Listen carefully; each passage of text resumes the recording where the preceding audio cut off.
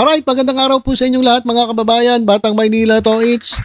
Ngayon po ay araw po ng Sabado, September 27, 2025.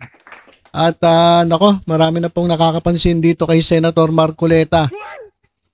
Para bang ginugulo ni Senator Marcoleta itong investigasyon ng Senate Blue Ribbon Committee diyan po sa flood control anomalies.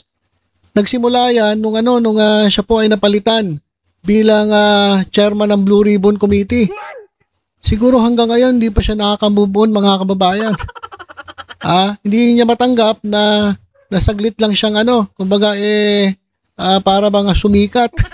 Para saglit lang siya naupo bilang chairman at napatalsik agad mga kababayan, kaya para bang hanggang ngayon siguro hindi niya pa matanggap.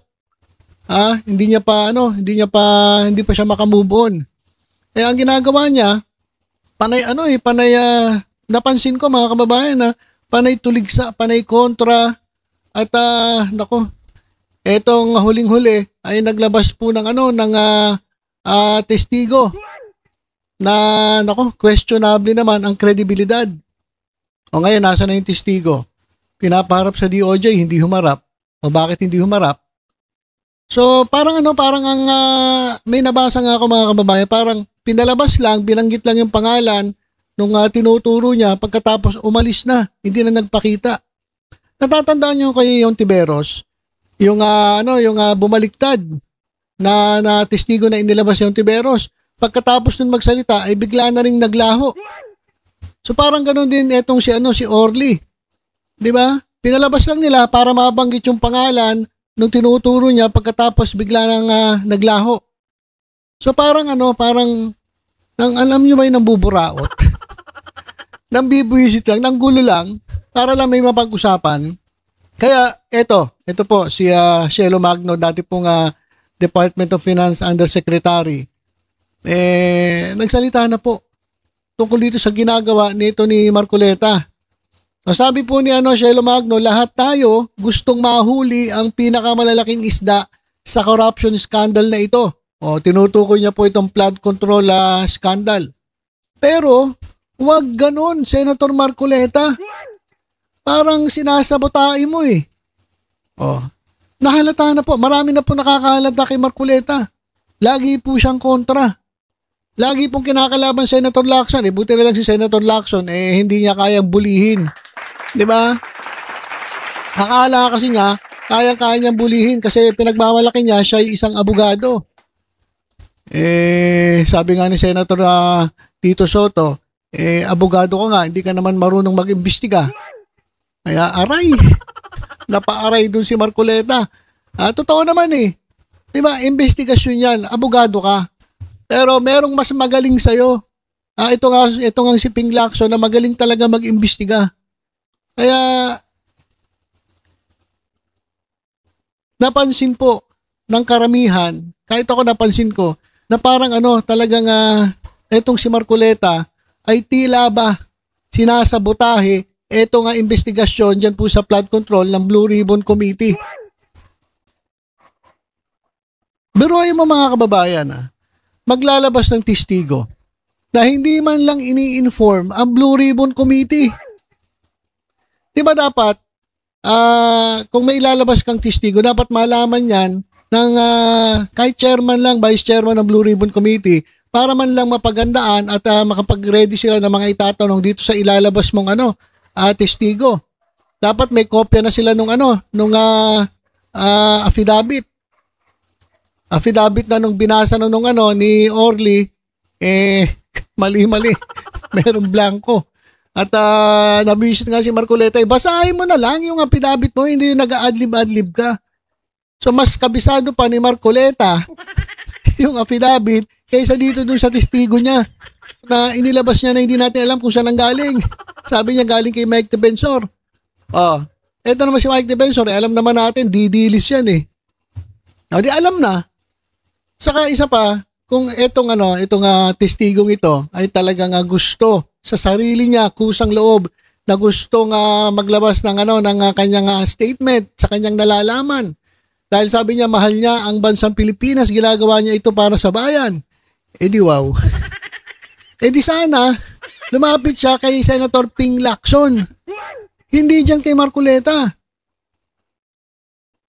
So, ang nangyayari, parang sinasabotahe. Ginugulo. Ni Marcoleta. Ito nga hearing dyan po sa Blue Ribbon Committee. Ayan po yung sabi ni Shelo Magno. Kasi alam nyo mga kababayan, lahat naman po tayo gusto po nating mahuli yung malalaking isda. Kaya lang dito sa nangyayari, mas lalong mas lalong hindi natin natutuko yung yung mga mastermind. Kasi nga kung ano-ano ang lumalabas, kagaya nito, naglabas ng ng peke, peke tuloy. Sorry, nasabi kong peke kasi yung kanyang affidavit ay hindi po notaryado, pero yung mismong nakapangalan do sa notary ay itinanggi na siya yung yung pumirma mismo. Yung abogado mismo na nakapangalan doon, sabi niya, hindi ako pumirma diyan. Wala akong pinipirmahan, hindi ako nagnotaryo diyan. At wala akong kinalaman sa preparasyon ng affidavit na yan. So, pag peke yung notaryo, pineke nila, parang peke na rin yung affidavit. Yung sinabi nung testigo, parang lumalabas peke na rin kasi peke yung notaryo. Kasi pag peke yung isa, sunod-sunod yan, peke na lahat yan.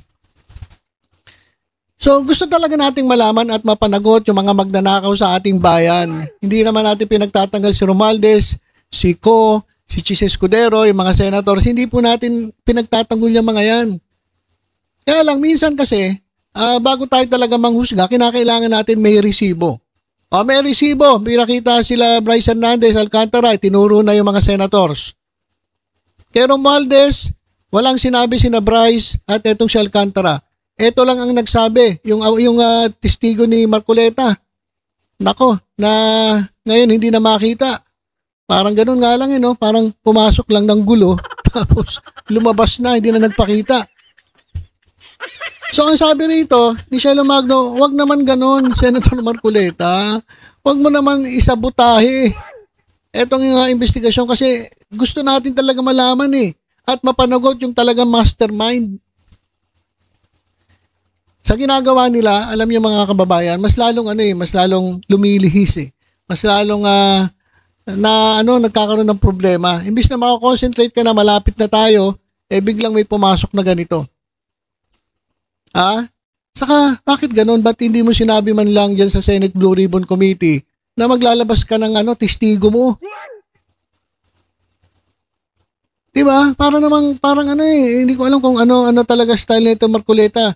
Parang nung siya ay chairman ng Blue Ribbon, ganun din ginawa niya kay Diskaya Pero yun naglabas siya ng meron palang sinumpang salaysay si Diskaya. Ni mismo yung mga kakampi niya hindi alam. Hindi niya rin pinalam doon sa kanyang sa mga miyembro ng komite. Basta niya na lang inilabas. Hindi ko alam kung ano ang alayunin niya. Baka gusto niya siya lang ang sikat. Na siya ang magaling. Kasi biruin mo, ba't hindi mo sinabi kahit sa kampi mo wala silang kaalam-alam? Sinolo. Solo flight? Ano yung solo flight? Ganon din dito. Naglabas siya ng testigo na hindi man lang sinabi niya sa Blue Ribbon Committee. Pangit po yun. Kaya nga, alam niyo mga kababayan, parang baliwala lang yung naging testigo nung testigo ni Marcoleta. Kaya ito mga kababayan sabi ni Arnold Clavio, dapat maging maingat ang Senate Blue Ribbon Committee sa mga iniimbitahang resource person o witness para maiwasan ang paninirang tao. Kasi anong nangyari? Lumabas yung Orly, yung inilabas ni Marcoleta, siniraan si Martin Romualdez pagkatapos lumayas. Una, gusto niyang under witness protection program, biglang nagbago. At ngayon, hindi na nagpakita sa DOJ. So, ang ginawa, pumunta, nanira, lumayas.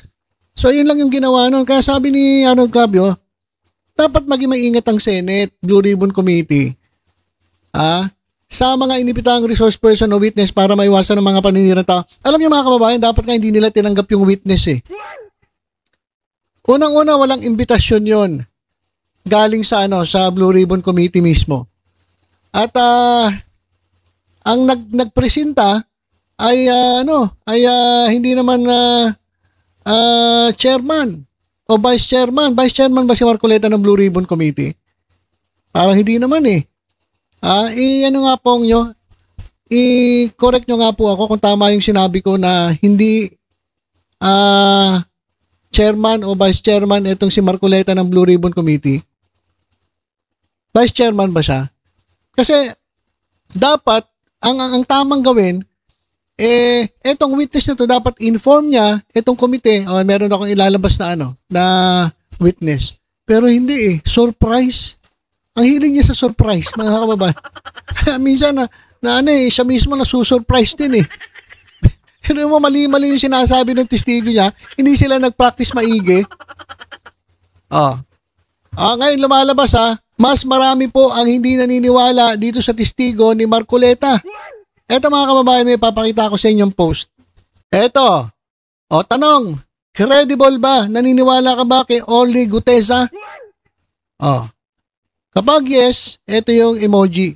Ayan mga kababayan. Kapag no, yung thumbs up. Gagamitin ninyo. Ngayon, tingnan natin. Eto nga mga nag-comment. 4,800 po ang hindi po naniniwala dito sa testigo ni Marcoleta. Meron naman pong 1,300 na naniniwala. At 878 yung natatawa. Ayan, at may 52 pinusuan ang post, may 40 galit, at merong 11 nagulat, at merong 9 na nalungkot o umiyak. Bakit? Tatanong lang naman, ba't umiiyak kayo? Yes or no lang dapat ang sagot eh. Bakit may mga ganyan-ganyang mga reactions? So, ibig sabihin, mas marami po sa ating mga kababayan ang hindi naniniwala dito kay Orly Gutesa. Dito po sa sa testigo ni Marcoleta. Kasi maniniwala ka ba rito?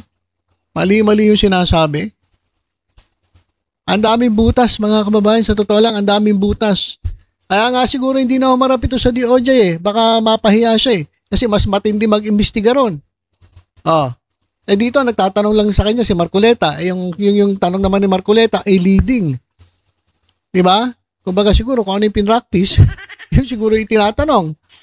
Hindi natin alam kung gano'n na nangyari. Pero kahit na gano'n na nangyari, si Marcoleta nagtatanong, ipalpak pa rin ng mga sagot na ito ni Orly Gutesa. So, mga kababayan, tama yung sinasabi nila na tila ba mukhang sinasabotahin ni Marcoleta itong Blue Ribbon Committee hearing. Para para hindi maungkat yung mga dapat pang maungkat. Siguro marami pa marami pa mga pangalan at siguro marami pang mga kakilala niya, kaalyado, kakampi ang maaaring madamay o masangkot dito sa flood control anomalies. Kasi yung apat Chisa Escudero, Bong Revilla, Joel Villanueva, Jingo Estrada, hindi niya napansin. Yung karamihan doon kakampi nila. Kakampi nila. Baka meron pang sumunod na iba pa.